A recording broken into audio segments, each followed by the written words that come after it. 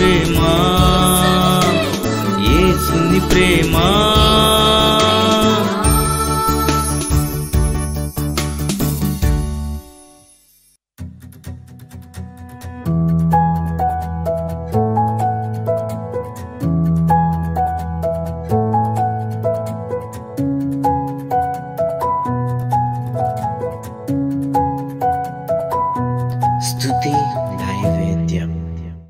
దుఃఖపడినప్పుడు దేవుడు ఓదార్చేటప్పుడు వచ్చే సంతోషము ఎంతమంది అనుభవించారు? అందరం అనుభవించాం. ఒకప్పుడు అందరికీ దుఃఖమే, అందరి బ్రతుకులు కన్నీటి బ్రతుకులే. కానీ ఈ రోజున మనమందరము యేసయ్య చేత ఓదార్చబడిన ధన్యులం మనము. దేవునికి స్తోత్రం చెల్లిద్దాం. ఎవరు ఓదార్చారు మనల్ని? దేవుని మందిరములో దేవుని ప్రేమ ఓదార్చింది, దేవుని వాక్యము మనల్ని ఓదార్చింది. ఎప్పుడో మరణించవలసిన మనల్ని ఇప్పటికీ సజీవులుగా ఉంచింది యేసయ్య ఓదార్పు. దేవుడు దుఃఖపడే వారి దగ్గరికి ఆయన వస్తాడు. ఇంకా మీరు దుఃఖిస్తున్నారా? దేవుని ఓదార్పును పొందుతారు, మీరు ధన్యులు అవుతారు. దేవునికి స్తోత్రం చెల్లిందాం. మూడోది, సాత్వికులు ధన్యులు, వారి భూలోకమును స్వతంత్రించుకుందరు. సాత్వికులు, సాధు తత్వము మన జంతువుల్లో తెలుస్తుంది. భారతదేశంలో ఉండే జంతువులన్నిటిలో సాధు జంతువు ఏది? ఆవు. ప్రపంచమంతటిలో సాధు జంతువు ఏది చెప్పండి? గొర్రె. దేవునికి స్తోత్రం చెల్లిందా. ప్రపంచమంతటికి సాధు జంతువు గొర్రె అయితే భారతదేశానికి ఆవు.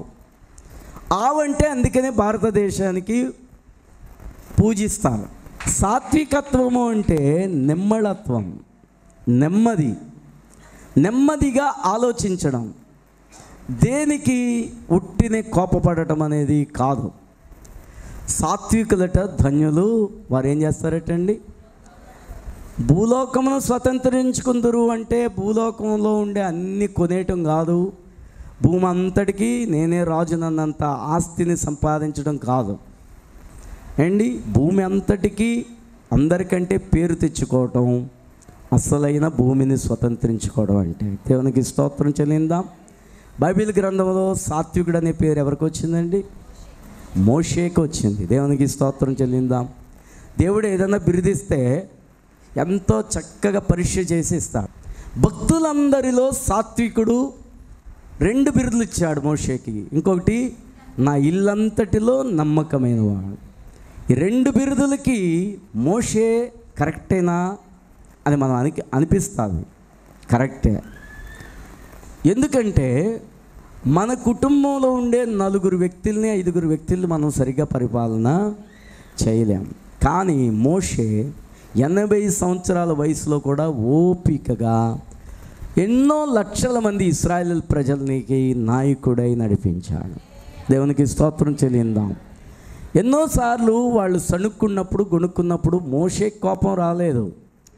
మోషే మీద సణుగుతారా అని దేవునికి కోపం వచ్చేది. దేవునికి కోపం వచ్చి, మోషే ఈ ప్రజలందరినీ నాశనం చేసి నీ సంతానం చాలు, నీ సంతానంలోంచి మళ్ళా నేను దేవుని బిడ్డలుగా మార్చుకుంటానంటే మోషే ఏమన్నాడంటే, ఎంత సాత్వికతంతో అతను ఆలోచించాడంటే, ఎవరికైనా అయితే ఎగిరి గంతులు వేస్తున్నాం, ఇంకా నా కుటుంబం నుంచే వస్తారు, ఇన్ని గోత్రాలు లేదు, ఇన్ని గొడవ లేదు, అందరితో నేను పడలేకపోతున్నాను అని అందరూ. కానీ మోషే ఏమన్నాడంటే, ప్రభువా నీకు చెడ్డ పేరు వస్తుంది, నువ్వు నాలోంచి జనాంగాన్ని తీసుకుని రాగలవు, కానీ అన్యులు ఏం చెప్పుకుంటారంటే ఐగుప్తులోంచి ఇశ్రాయేలు నడిపిస్తాను, కనాన్ దేశాలను ఇస్తాను అన్న దేవుడు వాళ్ళని నాశనము చేశాడు. అప్పుడు నీకు చెడ్డ పేరు రాదా? వద్దు ప్రభువా వాళ్ళని మన్నించు అని అనేక సార్లు మోషే దేవుని ఉగ్రత ప్రజల మీదకు రాకుండా ఆపాడు. అందుకనే సాత్వికుడయ్యాడు మోషే. దేవుని జడ్జిమెంట్ ఎంత కరెక్ట్గా ఉంటుందో, దేవుని తీర్పులు ఎంత న్యాయమైనవో దేవునికి స్తోత్రం చెల్లిందాం. ఇశ్రాయేలీల్లో యేసు ప్రభువారు వచ్చిన తర్వాత కూడా యేసు ప్రభువారితో ఏమంటాడో తెలుసా? కొంతమంది, నువ్వు మోషే కంటే గొప్పవాడివా, ఏలియా కంటే గొప్పవాడివా, యెషయా కంటే గొప్పవాడివా, దావీదు కంటే గొప్పవాడువా, అబ్రహాము కంటే గొప్పవాడు అని అనలేదు. మోషే కంటే నువ్వు గొప్పవాడువా అన్నారు. అంటే యేసయ్యలో ఎన్నో చూసి ఆ మాట అన్నారంటే ఇశ్రాయేల్లో మోషే వంటి ప్రవక్త లేడు అని మాట పుట్టింది. దేవునికి స్తోత్రం చెల్లిందాం. ఇప్పుడు సాత్వికుడైన మోషే భూమి అంతటిని స్వతంత్రించుకున్నాడా లేదా? చెప్పండి. భూమి అంతటికి పేరు వచ్చిందా లేదా మోషేకి? ఏంటి, మోషే పేరును ఎన్నోసార్లు మనం చెప్పుకుంటాం. దేవునికి స్తోత్రం చెల్లిందాం. దేవుడు చెప్పిన మాటలో ఉండే ఫలితం అది. ఆ వాక్యము అలాంటి విత్తనం అది.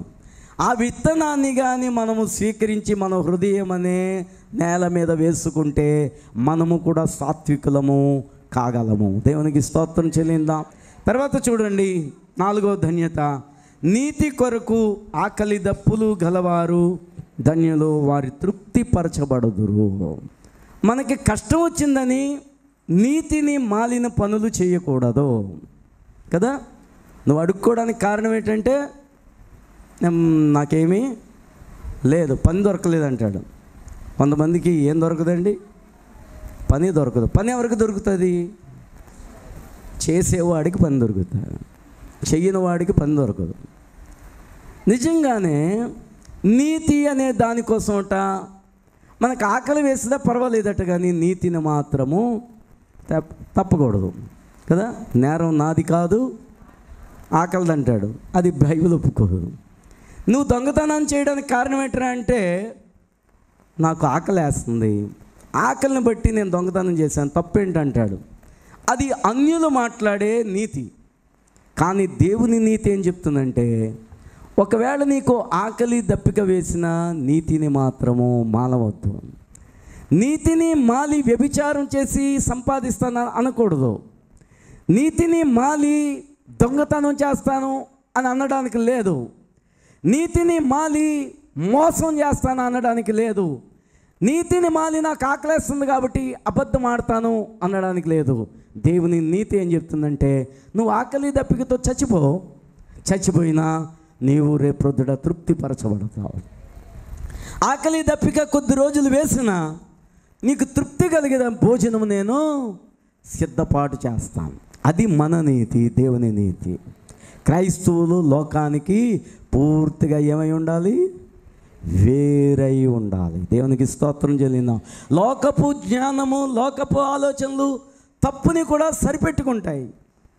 కానీ దేవుని నీతి, దేవుని జ్ఞానము తప్పును తప్పనే చెప్తాయి. దేవునికి స్తోత్రం చెల్లిందాం. నువ్వు ఎందుకు తప్పు చేస్తున్నావు అంటే నేను తప్పు చేయడానికి కారణాలు ఇవి అని బోల్డని మనం చెప్పొచ్చు. కానీ ఆ కారణాలు కాదు, నువ్వు పాపము చేయడానికి వీలు లేదని మాత్రం దేవుని వాక్యము స్పష్టంగా చెప్తారు.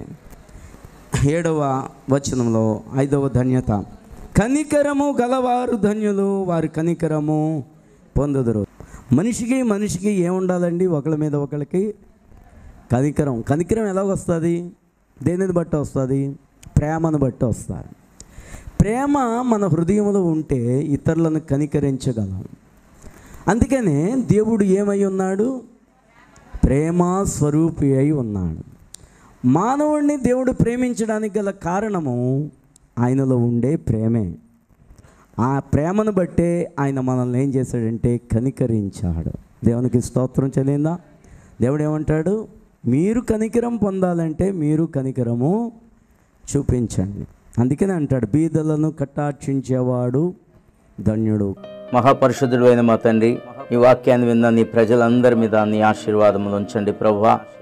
నీ బలమైన హస్తము బిడ్డలకు తోడుగా ఉంచండి. వారి కుటుంబాలను దీవించండి. వ్యాధి బాధలతో, రోగాలతో బాధపడుతున్న వారిని ముట్టి స్వస్థపరచండి.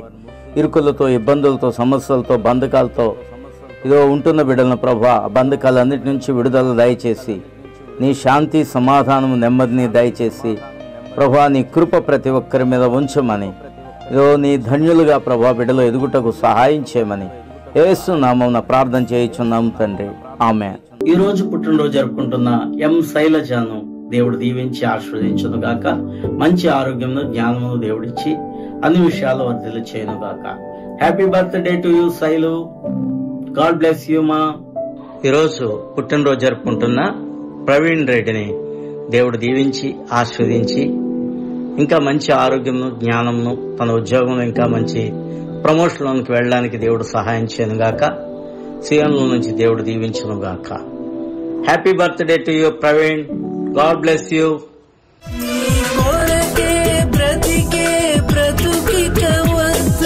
క్రీస్తుకై జీవించరా, కలువరిలో చూపిన యేసుని ప్రేమను ప్రజలకు చాటరా. నీ కొరకే బ్రతికే బ్రతుకిక వద్దు, క్రీస్తుకై జీవించరా, కలువరిలో చూపిన యేసుని ప్రేమను ప్రజలకు చాటరా. విలువైన బహుమతి పొందగ నీవు అలయక పరుగెత్తరా, విలువైన బహుమతి పొందగ నీవు అలయక పరుగెత్తరా. కర్మేలు కొండపై ఏలియా ప్రార్థించి ప్రార్థించి అగ్నికై, ప్రార్థించి ప్రార్థించి అగ్నికై, కర్మేలు